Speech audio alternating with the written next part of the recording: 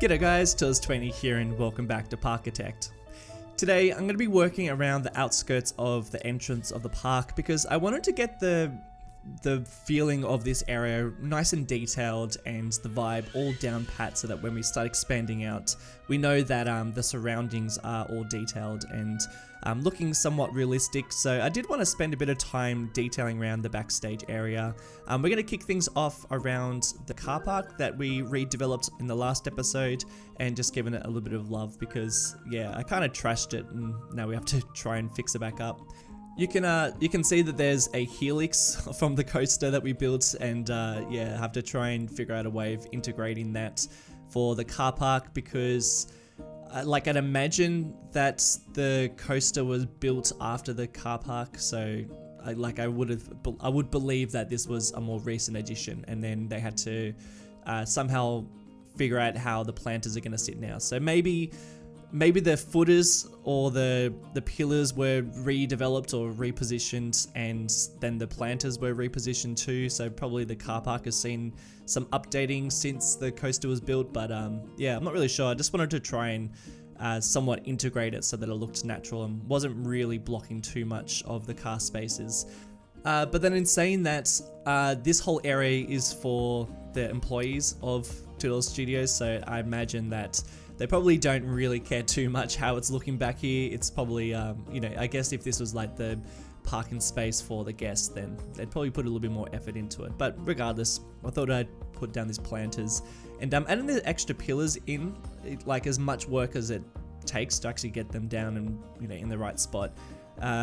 It really adds a lot to the atmosphere and I think it's totally worthwhile. I don't know if I'm going to do it for every roller coaster, but definitely for this coaster that sits at the front of the park and that is such a main feature of GeIL Studios that I really thought that we did need to put a little bit of effort into the way that this thing looked. So yeah, we're going to be spending a bit of time working on the details and you know, a bit of the backstage area for the time lapse, and then in about 10 minutes I'll jump into a live play because I did want to show you a couple of things. In particular, I've been spending a little bit of time in Photoshop lately working on some posters for GeIL Studios because I just felt like we needed some billboards and some posters, seeing as we are basing this off Universal Studios or, you know, basically a movie park. You know, one of the biggest things about those amusement parks is that they have lots of billboards advertising the shows and the movies that they, you know, that they produce. So like half the point of these parks is that they're actually advertising all these characters and the movies, and it's kind of like, all right, we get it, you know, you make movies and shows, but yeah, I just figured if we're going to be making like something based on a movie park, then we do need to have some posters up around the park. And I have to say, it really does add a lot more to the atmosphere having these around. So I'll show you them in the live play. I did spend a bit of time in Photoshop because I wanted to change them up a bit so that they weren't too recognizable, because I didn't really want anything along the lines of any brands or any, you know, movies that do exist. And I don't want people to really recognize the types of movies that I'm trying to rip off. So instead, we're going to be going off, you know, some vibes instead. And I did spend a little bit of time on Photoshop actually just blurring up the posters a bit so that you can't actually recognize it, because, you know, Parkitect does have this really nice, you know, the colors are very bright and very bland and there's nothing, you know, there's nothing too detailed about Parkitect. But in saying that, you get a lot of these really nice details with the simplicity of the game, and I really like that feature about the game, so I did want to try and somewhat stay true to that. So, you know, don't expect anything too high def, because if anything, I've gone for the opposite. So yeah, I'll show you a little bit of them in the live play. But at the moment, this is not the outskirts of the park. If anything, this is one of the extra rides that we're going to be placing along the main drag of the entrance. So I guess this isn't really the main drag, but this is a little bit like a back area, and I guess you'd only really go back here if you were trying to get some good shots or some good vantage points of the hypercoaster, or if you were going to this theater, which I'm going for like a little bit of a Art Deco vibe By a little bit, I mean total Art Deco vibe, because I really like this style. And this whole area is Art Deco, so, you know, because we are sort of like basing it off Hollywood, and I guess we're kind of going off like the golden age of Hollywood. So, you know, we are going for Art Deco style of architecture. And then when we start getting out, you know, into the other areas of the theme park, then I would like to start getting into more like imaginative sort of lands. And yeah, you guys have been sending in some suggestions too for those sort of lands. So yeah, please hit them up. Hit me up with some more suggestions. And if you guys haven't jumped onto my Discord server yet, you totally should. We've getting some really great posts on there. And I'm really loving the discussions that are going on, and I'm also asking for a lot of like name ideas and sharing screenshots and stuff. So if you got Discord, or if you want to get Discord, you should go and check out that server. And also, I'm really enjoying being part of the server, the Parkitect server too, which is really fun too. But yeah, I wanted this whole area to you know, be a little bit like under-themed, and just be going for like a very generic movie park vibe. And then as we get into the rest of the park, I really would like to get into, you know, taking more inspiration from places like Disneyland, where they go very heavy on the detail, I guess on the little intricacies of detail work, particularly Disney Sea, which looks absolutely amazing. And I'll be liking to take some, you know, inspiration from there at some stage. And then we're doing a little bit of backstage over here. So this is, you know, pretty functionless. I don't think I'm going to have any proper warehouses over here, or, you know, actually get people to interact with this area. But I do like the way that it sits, you know, and it is integrated within the rest of the park. And, you know, you can see like a nice little barrier between where the guests are and then where the backstage area is. And I really like that. And something that I was a bit nervous about, and I didn't know how I was going to do it, but you know, there is, you know, there's quite a big distance between, like, distance in heights between where the guests are and where the backstage area is too. And I didn't know how I was going to make that transition in a realistic way, because, you know, Parkitect, you don't have very nice slopes within the game. You only really have stairs, and that's about it. But I ended up making the path look as if it has this really nice gradual ramp, and I honestly didn't think I was going to be able to pull it off, but I think it turned out pretty cool. I think it's pretty decent. I wanted it to look like cars could drive up this area. You know, this was like a very easy access, or one of the main areas where you know, lots of vehicles would be coming in and out of the park. And it's obviously closed when guests are in the park, but then, you know, when guests leave, then this is probably where the street sweepers come in, and you know, the rubbish trucks and stuff like that would actually come into the actual park. And yeah, I think that actually worked out pretty well. I won't have a lot of these areas. Like, there'll only be a couple of main gates, and it's quite obvious where the park ends and then where the backstage area begins, but I didn't really mind that too much. Now I'm starting to work on one of the studios. This is like my third attempt at doing this, and I think that this one turned out probably the best, obviously, because this is the one that I'm keeping. I decided to really detail this up pretty well, and I figured because I'm going to be doing a lot of these, I made this into a blueprint, and that way I can actually just copy and paste it into other areas. So yeah, just trying to get this as perfect as I can possibly get it, using a lot of the pieces that don't snap to the grids, and I think that they work really well. Choosing a good color pattern, but you can really see the detail work on this. It's yeah, I'm really happy with how this one turned out. At some point I will put some shops below it, but I just decided to leave it because to be honest, I couldn't be bothered. I couldn't be bothered putting any details on it. Not details, sorry, any shops below it. But yeah, eventually we will end up putting some shops, but I don't really know what. And at some stage I would like to have some sort of transport system around here, and I'm thinking it'll be somewhere similar to where these studios sit. And obviously these aren't functioning studios.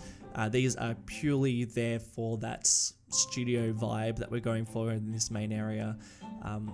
So I don't think we're going to have any. I guess we'll have some rides. We might have one ride that goes through here, but I'm not really sure what yet.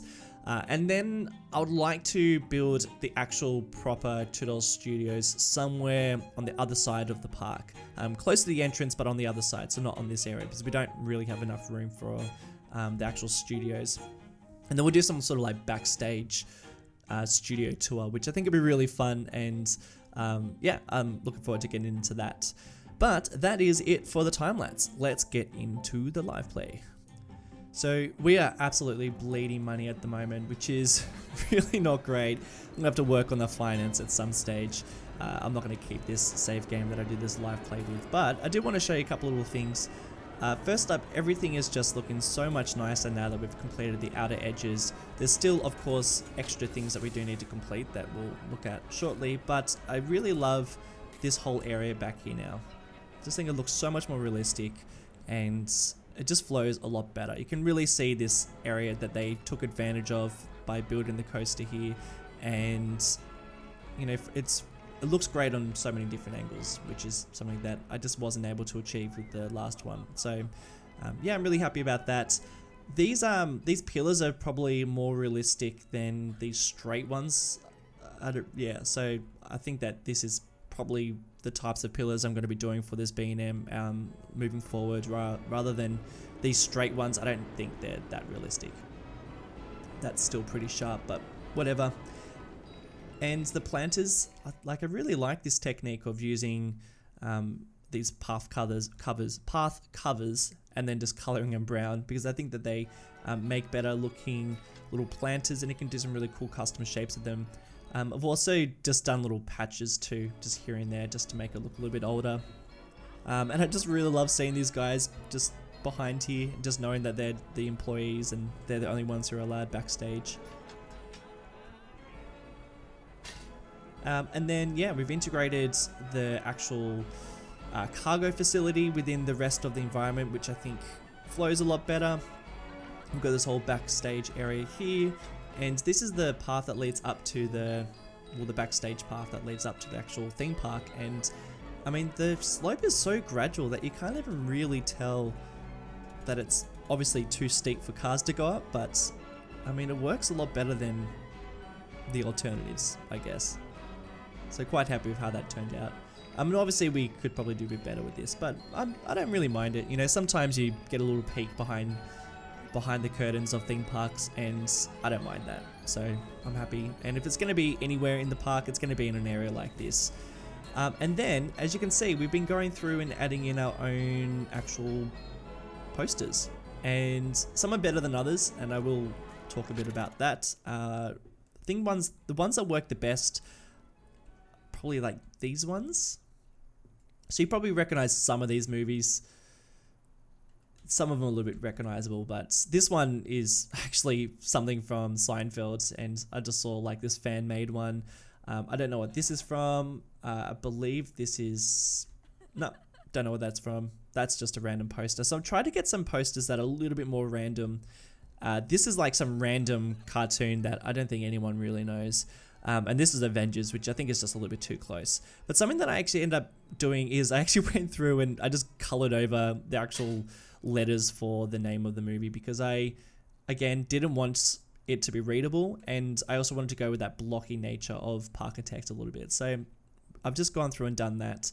I even went through and blurred some of the faces of these characters, but I don't know. I don't think that's something I'm going to do the whole time. But I mean, you get a little bit of a blurry effect anyway, and I don't mind that at all. And then I decided just to theme this theater to this character. So I figured like maybe this is something based on this character. I think we could probably... Hey, bugger off, mate. What are you doing? Yeah, you're lucky I'm not keeping this save. But yeah, I just figured that this ride would probably be based on this guy, and I just put a carousel in here just to, you know, whatever. I know there's a mod you can get that actually is just little boxes, and you can yeah, basically make them into any flat ride that you like. But I don't really mind trying to splice a ride into these areas, so I'm just going to leave it like that. And this is just some random character, and yeah. So yeah, you can sort of see what I've done. This is a bit skewed.